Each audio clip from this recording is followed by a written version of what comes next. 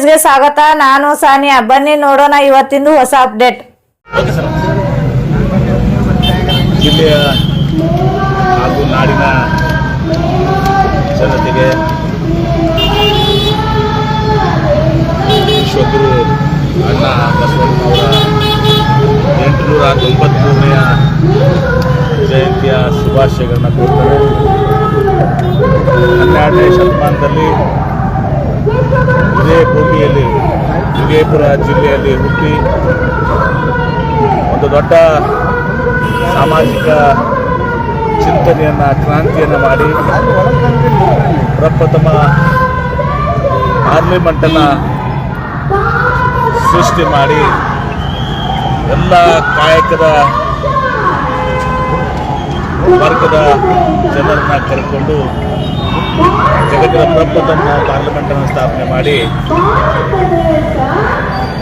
ಆಡು ಭಾಷೆ ಕನ್ನಡದಲ್ಲಿ ವಚನ ಚಳವಳಿ ಮೂಲಕ ಈ ಸಮಾಜದಲ್ಲಿ ಸಮಾನತೆ ಬರಬೇಕು, ಅಸ್ಪೃಶ್ಯತೆ ತರಬೇಕು, ಮೂಢನಂಬಿಕೆಗಳು ಅನಿಷ್ಟ ಪದ್ಧತಿಗಳು ಹೋಗಲಾಡಿಸಬೇಕು, ಮಹಿಳೆಯರಿಗೆ ಸಮಾನತೆ, ಹೀಗೆ ಒಂದು ದೊಡ್ಡ ಸಾಮಾಜಿಕ ಕ್ರಾಂತಿಯನ್ನು ಮಾಡಿ ಬಸವ ಧರ್ಮವನ್ನು ಸ್ಥಾಪನೆ ಮಾಡಿ ಇವತ್ತು ಬಸವಣ್ಣವರು ಜಗಜ್ಯೋತಿ ಆದರು.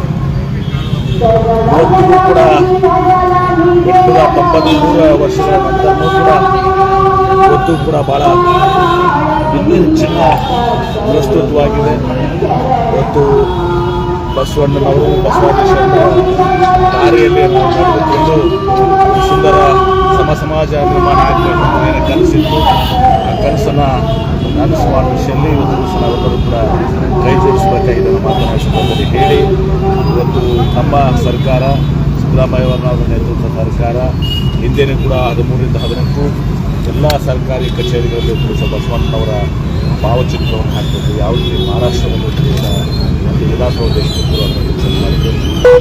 ಎಲ್ಲ ಸರ್ಕಾರಿ ಕಚೇರಿಗಳಲ್ಲಿ ಅಣ್ಣ ಬಸವಣ್ಣವ್ರನ್ನ ಫೋಟೋಗಳನ್ನು ಹಾಕಿ ಇದೇ ಅವಧಿಯಲ್ಲಿ ಇವತ್ತು ಹೋದ ವರ್ಷ ಇವತ್ತು ಬಸವಣ್ಣನವ್ರನ್ನ ರಾಜ್ಯದ ಸಾಂಸ್ಕೃತಿಕ ಸಹಾಯಕ ಅಂತೇಳಿ ಘೋಷಣೆ ಮಾಡೋದ್ರ ಮೂಲಕ ಅವರಿಗೆ ಗೌರವವನ್ನು ಸಲ್ಲಿಸುವಂಥ ಕೆಲಸ ಮಾಡಿದ್ದಾರೆ. लेटेस्ट न्यूज अपडेट्स के लिए YouTube एक्सप्रेस को सब्सक्राइब कीजिए, साथ में बेल आइकॉन को भी क्लिक कीजिए, साथ ही साथ लाइक, शेयर और कमेंट करना ना भूलिए।